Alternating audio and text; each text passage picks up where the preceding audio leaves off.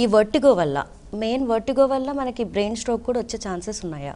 లేదు, again completely different diagnosis రెండు. Vertigo వల్ల బ్రెయిన్ స్ట్రోక్ రాదు ఇప్పుడు. ఓకే. బ్రెయిన్లో బ్యాలెన్స్ బాడీ మనం సపోజిట్లీ మనం ఈరోజు ఇలా కూర్చొని ఉన్నాం లేదా నిలబడి ఉన్నాం, మన బాడీ బ్యాలెన్స్ మెయింటైన్ అవ్వడానికి there are certain systems in body. ఒకటి బయట కాళ్ళు చేతులు ఏవైతే బ్యాలెన్స్కి సంబంధించిన నరాలు ఏవైతే ఉంటాయో ప్రాప్రిసెప్టివ్ సిస్టమ్ అంటాం. సో ఆ నరాలు పనిచేయాలి. రెండు చెవుల్లోనూ బ్యాలెన్స్ సిస్టమ్ ఉంటుంది. అంటే మనం ఎటు తిరుగుతున్నాము, తల ఎటు తిరుగుతోంది, ఎటువైపు బ్యాలెన్స్ ఉంది, ఇటువైపు ఒరుగుతున్నామని మెయింటైన్ చేయడానికి చెవు లోపల బ్యాలెన్సింగ్ సిస్టమ్ ఉంటుంది, వెస్టిబ్యులర్ సిస్టమ్ అంటాం. దాన్ని కోఆర్డినేట్ చేసుకుంటూ బ్రెయిన్లో వేరే సిస్టమ్ ఉంటుంది, సెరిబెల్లం అంటాం.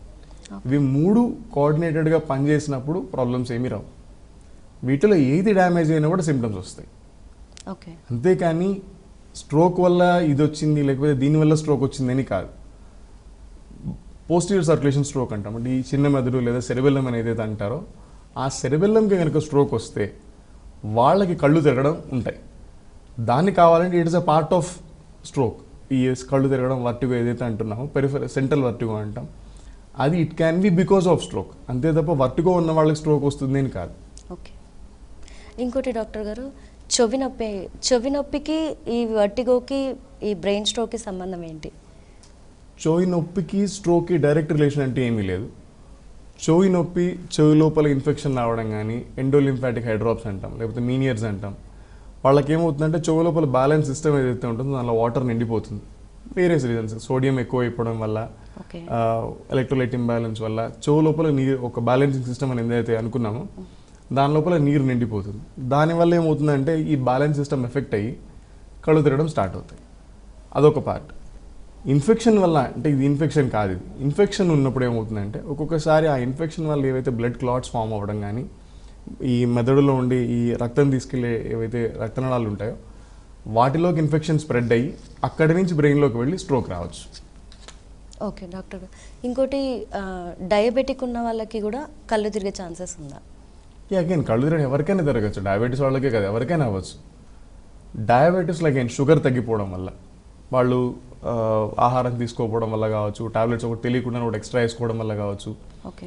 సో ఇలాంటివి జరిగినప్పుడు ఏమంటే షుగర్ లెవెల్స్ పడిపోతాయి. షుగర్ లెవెల్స్ పడిపోయినప్పుడు సేమ్ ఇందాకట్లాగే బీపీ ఎలా అయితే తగ్గినప్పుడు బ్రెయిన్లో ఇబ్బంది అవుతుందో అదే టైప్లో బ్రెయిన్కి గ్లూకోజ్ అందదు కాబట్టి again they can feel light headed, dizziness, ఇవి రావచ్చు. ఓకే డాక్టర్ గారు, స్పాండిలైటిస్ అని కూడా వింటూ ఉంటాం. స్పాండిలైటిస్ ఉన్న వాళ్ళకి వర్టిగో వచ్చే ఛాన్సెస్ ఉందా? అగైన్ మళ్ళీ అదే ఇందాక ఈ వర్టిగో అనేది ఒక ఈ కళ్ళు తిరగడం ఎలా ఉన్నా కూడా అన్నింటినీ వర్టిగో అనేస్తాం మనం. ఓకే. బయట జనాల్లో అవేర్నెస్ కూడా అట్లే ఉంటుంది. ఏంటి ఇబ్బంది, నాకు వర్టిగో ఉంది సార్, లేదు నాకు మైగ్రేన్ ఉంది, అది పూర్తి ఎవాల్యుయేషన్ లేకుండానే వాళ్ళే ఒక డయాగ్నోసిస్ అనేసుకుంటారు. దానివల్ల వచ్చిన ఇబ్బంది ఇది. ఇంకా మీరు అడిగిన క్వశ్చన్కి మెడ నొప్పిలో లేదా మెడక్లో ఉండే స్పాండిలోసిస్ వల్ల కళ్ళు తిరుగుతాయా అంటే వర్టిగో కాదు. కళ్ళు తిరుగుతాయంటే ఇట్ ఇస్ పాసిబుల్. వర్టిగో వేరు. మళ్ళీ అగైన్ సర్వైకోజెనిక్ వర్టిగో అంటాం, బట్ అది కూడా డయాగ్నోసిస్ ఆఫ్ ఎక్స్క్లూజన్ అంటాం. అంటే ఇవేవి కాకపోతే అది అన్నట్లు రావాల్సిందే, కానీ దానివల్ల డైరెక్ట్గా రాదు. కానీ మెడలో ప్రాబ్లం ఉండడం వల్ల, మెడలో వెన్నుపూస ఏదైతే ఉంటుంది డిస్క్ ప్రాబ్లం వల్ల కావచ్చు, ఎముక కండ పెరగడం అంటాం అట్లాంటి దానివల్ల కావచ్చు, మెడలో ఉండే వెన్నుపూస కనుక ఒత్తుకుంటే, ప్రెషర్ పడితే దాని మీద, అప్పుడు ఈ బ్యాలెన్స్ ఇబ్బందులు రావడం, తూలినట్టు అనిపించడం, కింద స్పర్శ లేకపోవడం, ఇట్లాంటివి జరగచ్చు. That is possible.